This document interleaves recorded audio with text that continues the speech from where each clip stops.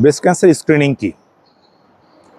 Screening হচ্ছে এমন একটা জিনিস যেটাতে একটা পপুলেশন অর্থাৎ একটা পার্ট, জনগণের একটা পার্টকে আমরা ঠিক করি যে এদের মধ্যে ক্যান্সার হওয়ার প্রবণতা বেশি, ওদেরকে আমরা আগে থেকে পরীক্ষা করা শুরু করি।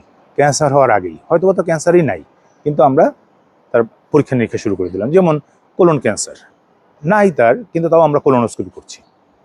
ঠিক সেমভাবে ব্রেস্টেরও ঠিক তাই, যে আমরা কতগুলো টুলস রেডি করে রাখি। সেই টুলসগুলোর মধ্যে কি কি?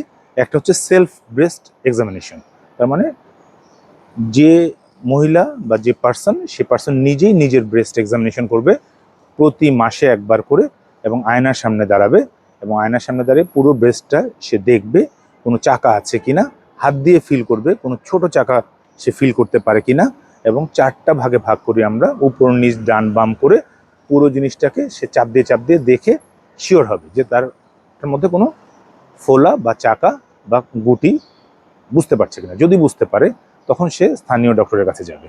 ডক্টররা তখন 2টা টুলস ইউজ করবে। একটা হচ্ছে আল্ট্রাসোনোগ্রাম, সে ব্রেস্টের একটা আল্ট্রাসোনোগ্রাম করবে, ব্রেস্টের আল্ট্রাসোনোগ্রাম করে ওটার মধ্যে কোনো চাকা আছে কিনা, যেটা আমরা বলি লাম্প, এই লাম্প পাওয়া যায় কিনা, সেটা সাইজ কেমন, এবং যদি পাওয়া যায় তার সাথে আমরা এটাকে শিওর হই ম্যামোগ্রাম দিয়ে আমরা এটা একটা গ্রেডিং করি, শিওর হই যে না এটা হতে পারে একটা সম্ভাবনাময় সমস্যা, এবং তারপরে আমরা চলে যাই হচ্ছে এটা শিওর হওয়ার জন্য কোর বায়োপসিতে। মনে রাখবেন আগে এফএনএসি করা হতো, এফএনএসি এখন স্ক্রিনিং টুলস না, এবং কোর বায়োপসিতে কি করা হয়, ছোট্ট একটা মাংস নেওয়া হয় ওই মেশিন দিয়ে, এই মাংসটা নিয়ে পরীক্ষা করে 100% শিওর হওয়া হয় যে এটা ক্যান্সার কিনা।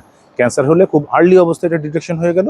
স্ক্রিনিংয়ের মূল উদ্দেশ্যই হচ্ছে এটা, যে আর্লি অবস্থায় ডিটেকশন, এবং যত আর্লি ডিটেকশন হবে তত তাড়াতাড়ি তার ট্রিটমেন্ট হবে, তত তার ট্রিটমেন্ট কস্ট কমে যাবে। পুরো রাষ্ট্রের উপর যে ট্রিটমেন্ট কস্টের যে বার্ডেন, সেটাও কমে যাবে, রোগীও খুশি থাকবে, রাষ্ট্রও খুশি থাকবে। ধন্যবাদ।